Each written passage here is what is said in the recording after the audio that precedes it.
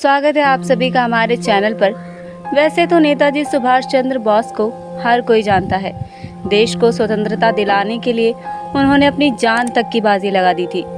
उनके बारे में बहुत बातें और विचार विमर्श हो चुका है, लेकिन उनके राजनीतिक गुरु के बारे में जल्दी कोई बात नहीं करता।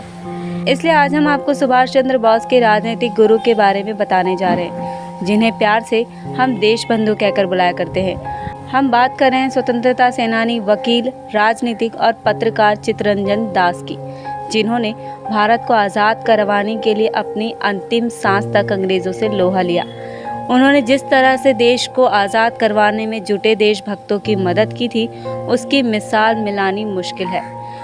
लोग प्यार से उन्हें देश बंधु कहकर बुलाया करते हैं और गांधी जी उनको महात्मा कहकर पुकारा करते थे। चित्तरंजन दास कोलकाता के रहने वाले थे। उनके पिता कोलकाता हाई कोर्ट के प्रसिद्ध वकील थे। अपने पिता के नक्शे कदम पर चलते हुए इंग्लैंड से वकालत की शिक्षा उन्होंने हासिल की और भारत वापस आकर प्रैक्टिस करने लगे। उनका सपना तो ICS क्लियर करने का था, पर एग्जाम में फेल होने के बाद उन्होंने वकील बनने की ठानी। अरविंदो घोष को अलीपुर बम कांड के सिलसिले में एक विचाराधीन कैदी के रूप में गिरफ्तार कर लिया। तब इस केस को लड़ने के लिए उन्होंने दूसरे केस छोड़ दिए और दिन रात उसकी तैयारी करने लगे। 1910 में जब अरविंदो घोष जेल से रिहा हुए, तब इसका पूरा क्रेडिट चित्तरंजन दास को ही दिया गया। इसके बाद वो पूरे देश में प्रसिद्ध हो गए। फिर वो स्वतंत्रता संग्राम में जुटे और किसी भी केस में फंसे देशभक्त की मदद करने लगे। इस बीच 1906 में उन्होंने कांग्रेस पार्टी ज्वाइन कर ली।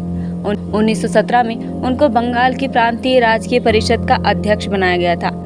उनके ही प्रयासों से एनी बेसेंट को कांग्रेस के कलकत्ता अधिवेशन में उसी साल अध्यक्ष चुना गया था।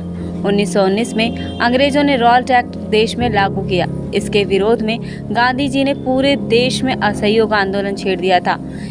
इसमें हिस्सा लेने के लिए देश भर के छात्रों ने स्कूल कॉलेज त्याग दिए थे। उन छात्रों के भविष्य की चिंता चित्तरंजन दास को जब सताने लगी, तो उन्होंने छात्रों की शिक्षा के लिए ढाका में एक राष्ट्रीय विद्यालय की शुरुआत की। इसके बाद वो अपने सहयोगियों के साथ मिलकर इस आंदोलन में कूद पड़े। 1922 में चोरा चोरी की घटना के बाद गांधी जी ने आंदोलन वापस ले लिया। अंग्रेजों को देश से बाहर निकालने के लिए कुछ अलग करना होगा।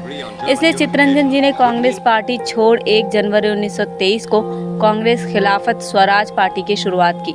वो इस पार्टी के अध्यक्ष बने और मोतीलाल नेहरू महासचिव बने। इस बाद में इस पार्टी का नाम बदलकर स्वराज पार्टी रख दिया गया था। उनकी पार्टी ने बंगाल के स्थानीय चुनावों में कई बार जीत हासिल की और राज्य के लिए बहुत सारे कल्याणकारी कार्य भी किए। राजनीति करने के साथ ही चित्तरंजन दास जी लिखने में भी माहिर थे। वो बांग्ला भाषा के अच्छे कवि और पत्रकार भी थे। उन्होंने सागर संगीत, अंतर्यामी, किशोर किशोरी जैसी कई काव्य ग्रंथों की रचना भी की थी। नारायण और वंदे मातरम जैसी पत्रिकाओं में भी उन्होंने काम किया था।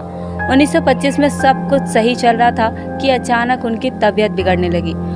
वो स्वस्थ होने के उद्देश्य से दार्जिलिंग भी गए, मगर कुछ फायदा नहीं हुआ। 16 जून 1925 को उन्होंने अंतिम सांस ली थी। उनकी अंतिम यात्रा में सैकड़ों लोग शामिल हुए थे। देश के इस महान सपूत के नाम पर आज भी पश्चिम बंगाल में बहुत सारी योजनाएं और स्कूल कॉलेज चलाए जाते हैं। आज की वीडियो में बस इतना ही दोस्तों। मिलते हैं अगली वीडियो में। जानकारी पसंद आई हो तो वीडियो को लाइक करें और चैनल को सब्सक्राइब करें।